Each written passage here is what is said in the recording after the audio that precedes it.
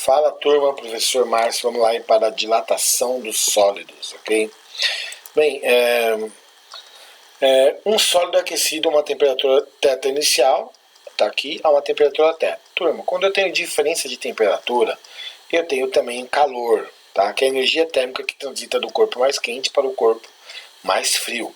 E vamos supor que após acessar essa energia térmica, que é o calor, eu continue, por exemplo, mandando energia térmica, às vezes na forma de um fogão, de um bico de Bunsen, de um maçarico, ou seja, eu continuo mandando energia térmica para o outro corpo. O que acontece? Ele vai cada vez mais aumentar os choques entre as moléculas. Então, eu vou explicar o que está escrito aqui, tá? Nós temos 3 estados sólidos que são muito conhecidos. Nós temos, na verdade, 4 estados sólidos da matéria. Só que o quarto estado, que é o plasma, ele tem algumas condições específicas. Então nós temos aqui o estado sólido, líquido e gasoso. E a gente vai considerar, como ele coloca lá no último parágrafo daqui, a água, porque nós sabemos que em temperaturas abaixo de zero a água está no estado sólido. Entre 0 e 100 a água está no estado líquido. E acima de 100 graus a água está no estado gasoso, evaporando, né? Então no estado sólido você tem, turma, como hoje nós já vimos na animação, uma forte coesão molecular. As moléculas estão quase paradas, estão muito próximas umas das outras. Então nós temos uma estrutura muito cristalizada na maioria das vezes. E assim, com uma estrutura rígida, com pouca movimentação. Elas vibram muito pouquinho, então quer dizer que eu tenho uma energia cinética muito baixa. E lembrando que temperatura é o estado de agitação, então é o que eu meço, né? É a somatória das energias cinéticas que um corpo tem. Então, se no estado sólido eu tenho uma baixa temperatura, eu tenho pouca energia, as moléculas estão muito próximas e vibrando. Então, eu tenho um volume aqui bem caracterizado, e a forma também, porque eu faço a água, por exemplo, no estado sólido, do formato que eu quiser. Existem vários tipos de forminhas aí, né? No estado líquido, turma, nós já temos aí uma temperatura um pouquinho maior. Isso evidencia porque nós começamos a ter uma mobilidade das moléculas, como nós já vimos na animação. Essas moléculas se chocam muito pouco ainda, né, mas já começa a ocorrer colisões entre elas. E aí nós temos que ela vai ter uma força molecular menos intensa do que a sólida. Ela vai ter um volume definido, entendeu? Só que um formato variável. E o líquido, né, ele também tem essa particularidade de que no estado, né, que a gente fala, por que a forma é variável? Porque o líquido eu também depende, eu quero colocar num copo triangular, copo quadrado, copo circular, então é por isso que eu conheço o volume, 300 ml, 200 ml, só que a forma não, eu compro uma Coca-Cola de lata, coloco num copo circular, ela vai ficar com a forma do copo. Coloco num copo de paralelepípedo, vai ficar com aquele formato. Então, por isso que no líquido a forma é variável. O volume é definido, mas a forma é variável. O estado em que a substância se apresenta depende das condições de temperatura e pressão. Então, por exemplo, vamos falar o último aí, o gasoso. No gasoso, eu tenho uma alta temperatura, eu tenho uma alta colisão entre as moléculas. Então, é nesse estado que você tem uma coesão fraquíssima, elas não têm uma coesão muito forte, ela tem a densidade fraca, geralmente, baixa, né? E se a gente vai falando de um gás, quando você tem uma densidade baixa, o gás é mais leve, e aí ele sobe. Bem, continuando. Nós temos aqui, já que nós vamos falar de dilatação, que é o estado antes da mudança de estado, ou seja, antes do sólido virar líquido, né? Do líquido virar gasoso e assim por diante, nós temos aqui as dilatações. Então, a matéria de dilatações nos sólidos. Então, se eu quiser analisar, turma, um sólido, a gente tem que colocar a mão na cabeça para a seguinte informação. Todo sólido que eu colocar diante de um bico de Bunsen, de um maçarico, de um isqueiro, de um fogo, de um fogão, eu estou dando energia térmica para ele, ok? Ele vai se dilatar nas 3 dimensões. A dilatação sempre é volumétrica. Só que aí eles podem estudar ela em 3 partes. A dilatação linear, que é uma dimensão, que aí a gente vai ver que o alfa dele é sobre 1. Ele pode fazer uma variação superficial ou diária, e aí eu sei que ele vai dilatar em 2 dimensões, para ver que o beta, que seria o coeficiente dele, é sobre 2. E por último eu posso considerar que ele vai dilatar nas 3 dimensões, né? E aí a gente coloca o gama sobre 3. Uma coisa para vocês saberem dos exercícios, quando ele é linear, é que sempre vai ser milímetro, centímetro, quilômetro, metro, tudo sem expoente. Quando for área, vai ser centímetro quadrado, milímetro quadrado, quilômetro quadrado, ou seja, alguma coisa, unidade de medida ao quadrado. E quando for cúbico, aí tem que tomar cuidado, porque ele vai dar milímetro cúbico, centímetro cúbico, metro cúbico, só que ele também pode dar em litro e seus submúltiplos. Tá? E depois, até no finalzinho dessa aula, eu vou colocar um pouco sobre a relação entre litro e centímetro cúbico ou decímetro cúbico. Bem, aqui temos um exercício da FUVEST, entendeu? Que vai falar da lâmina bimetálica. A lâmina bimetálica é responsável, por exemplo, pelos alarmes de incêndio. Eu tenho dois objetos aqui, né? Duas chapinhas de materiais diferentes, e a gente está vendo aqui, ó. Ela é de bronze e de ferro. Na temperatura ambiente, ela é fixada em uma de suas extremidades, como visto na figura abaixo. Nessa situação, a lâmina está plana e horizontal. A seguir, ela é aquecida por uma chama de gás. Após algum tempo de aquecimento, a forma assumida pela lâmina será mais adequadamente representada pela figura. Aí está uma dessas aqui. Note a DOT. Ele me dá dois coeficientes de dilatação linear. A gente está vendo que o coeficiente do ferro ele é menor do que o do cobre. Isto quer dizer que quando tem uma variação de temperatura maior, o bronze dilata mais do que o ferro. Entendeu? Então vamos considerar o seguinte. Na apostila de vocês, o branquinho é o bronze e o moreninho aqui, né, o escurinho, é o ferro. Então nós acabamos de falar uma coisa muito importante, que quando tem uma variação de temperatura maior, né, os dois vão sofrer a mesma variação de temperatura. Só que se eles sofrerem a mesma variação de temperatura, quem vai dilatar mais é, né, o bronze, ok? Ou seja, é a parte branca. E aí nós vamos olhar, e se a parte branca dilata mais, quer dizer que ele está falando linear, ele está falando que ele vai aumentar. O branco vai ser maior do que o ferro, que seria o de baixo aqui. Então a gente procura qual das alternativas ele é maior. Ele não é maior nem aqui, porque os dois aqui eles estão dilatando igual. Quando eu falo C, eu estou falando que o ferro dilata mais do que o bronze. Então está errado. Então a alternativa certa aqui vai ser a alternativa D, porque o bronze, que é o de cima, dilata mais do que o ferro. Então se ele dilata mais, ele força o ferro nesse formato aqui. E como que funciona um alarme de incêndio? Aí eles encostam em alguma parte lá metálica, dá o contato e aí o alarme dispara. É assim que funciona alarmes de incêndio. Nesse exercício aqui, a gente tem que ler, eu já resolvi, tá, para ser um vídeo mais curto. Uma longa ponte foi construída e instalada com blocos de concreto de 5 metros de comprimento. Então ele já te deu o L inicial. Vamos colocar até de vermelho, como está ali resolvido. A uma temperatura de 20 graus Celsius. Essa é a temperatura inicial.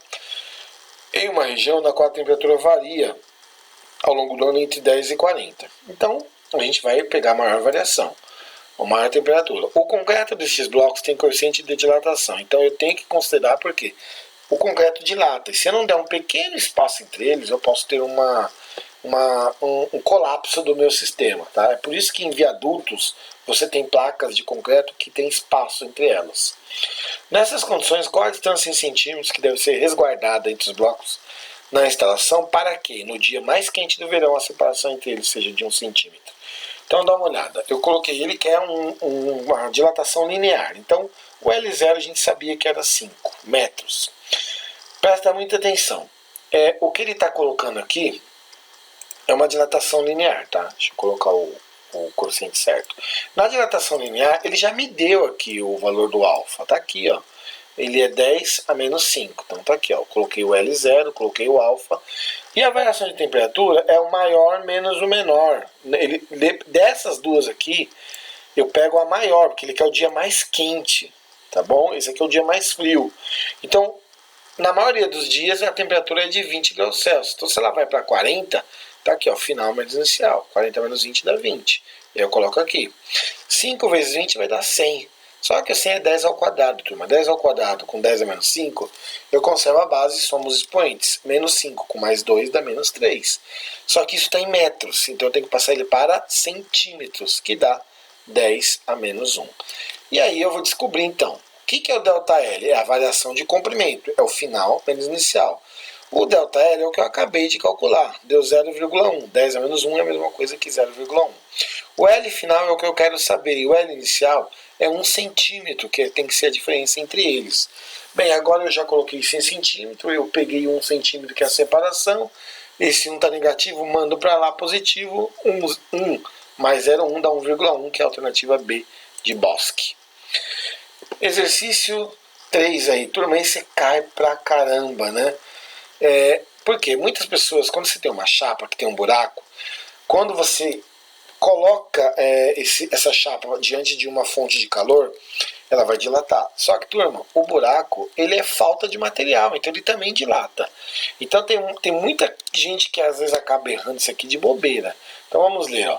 Em uma fábrica que produz peças para automóveis, um trabalhador precisava ajustar um pino de ferro a uma placa também de ferro, com um orifício circular.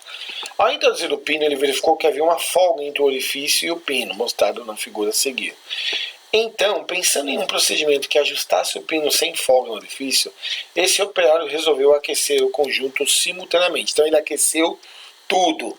Presta muita atenção. Se esse cara decidir, esse aqui tem folga, se eu quisesse ajustar esse negócio, eu poderia ou aquecer só o pino, ou colocar no nitrogênio líquido para esfriar a placa.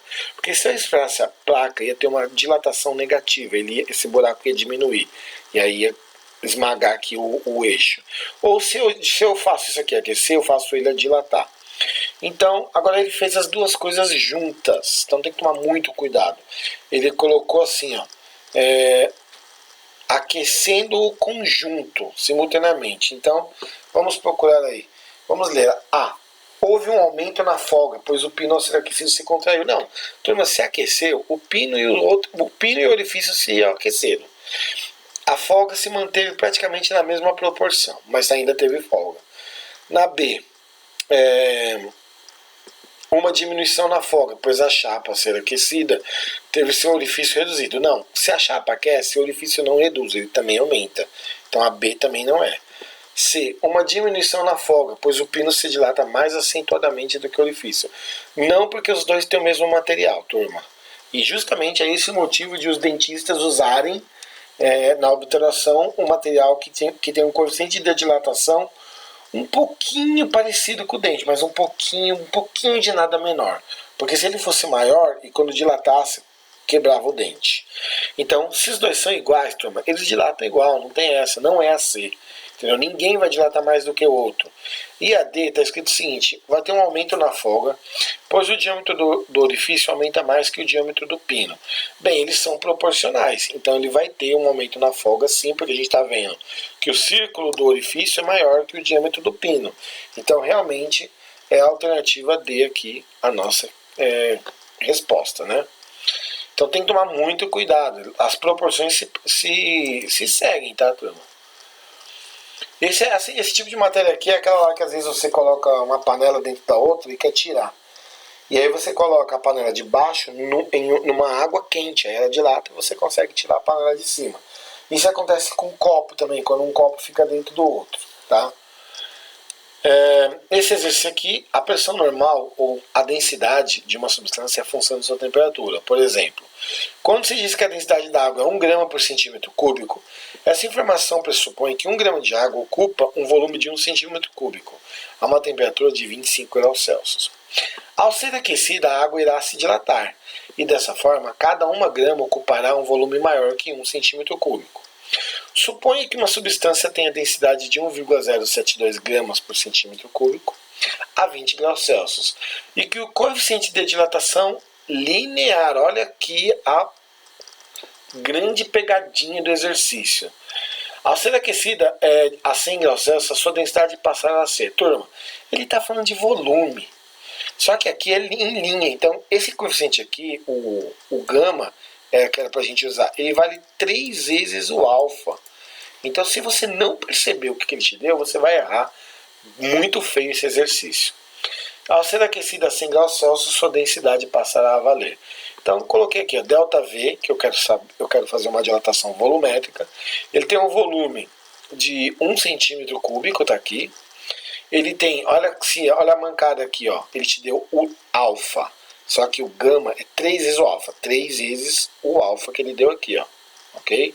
E a variação, ele quer ser aquecido a 100 e ele estava a 20. Então 100 menos 20 vai dar 80. 3 vezes 3 é 9, vezes 80 dá 720. Então 720 vezes 10 a menos 4. Se eu colocar em notação científica vai dar isso. E se eu colocar ele em decimal, vai dar isso aqui, ó. Certo? 3 casas depois da vírgula. Aqui o ΔV é V menos V0. Tá? Então o ΔV deu isso aqui, ó. ΔV deu 0,072. Só que eu conheço o volume inicial, ele vale 1. E ele é menos 1, então ele passa para cá, somando. E aí vai dar 1,072. Logo, a 100 graus Celsius, a fórmula da densidade tem uma massa sobre volume. A massa vai ser 1,072 gramas. O volume que eu acabei de calcular, 1,072 centímetros cúbicos. Todo número dividido por ele mesmo vale 1. Então tá feito aí o exercício, beleza? E aí nós temos uma pequena coisinha para falar. Vamos para as nossas alternativas. Se eu cheguei no 1, só pode ser a alternativa C, que é exatamente 1 grama por centímetro cúbico, ok? Bem, o que eu quero falar um pouco mais dessa matéria, vamos supor que eu tenho aqueles copos, parecendo um copo de pinguço, tá? O copo de bebida alcoólica, tipo shot, ele é aquele vidro mais espesso aqui embaixo. Ele tem um volume bem pequeno e aqui geralmente é mais grosso. Vamos supor que já caiu isso aqui em exercício, que eu tenho um copo cilíndrico, só que ele é grande, né, geralmente, e às vezes alguns copos cilíndricos tem aqui a parte interna, né, mais espessa na parte de baixo, imitando esses copos aqui. E aí você tem um copo de cristal, que basicamente é a própria parede do copo, é tão fina que não dá para você fazer uma diferenciação. Se eu colocar água quente nos dois aqui, no copo de vidro e no copo de cristal, vamos falar desse jeito, muitas pessoas acham que por o cristal ser mais fino ele racha, ele quebra. Mas não, quem quebra é esse daqui, ó. Por quê? Porque na hora que o líquido quente ficar próximo desse fundo, esse fundo vai dilatar. E como aqui é grosso, ele não vai se dilatar de forma homogênea, então ele vai quebrar e o fundo vai sair, ok? E aí já aconteceu comigo, inclusive, uma vez eu estava tomando café, coloquei o café, saiu o fundo, né? Óbvio que o café foi pro meu pé, bem quentinho, como manda o figurino. Então tem que tomar muito cuidado com essas questões, tá? Os cabos elétricos, eles ficam com aquelas barrigonas por causa de dilatação. Os viadutos, eles têm a gente fez o exercício aqui, né? Eles têm uma certa distância que é para dilatação, tudo bem? No vídeo que eu mostrei para vocês, eu mostrei os trens dilatados que ficaram todos tortos, né? Ou seja, dilatação, turma, é uma coisa que faz parte do nosso dia a dia e tem que tomar muito cuidado. Beleza? Até a próxima.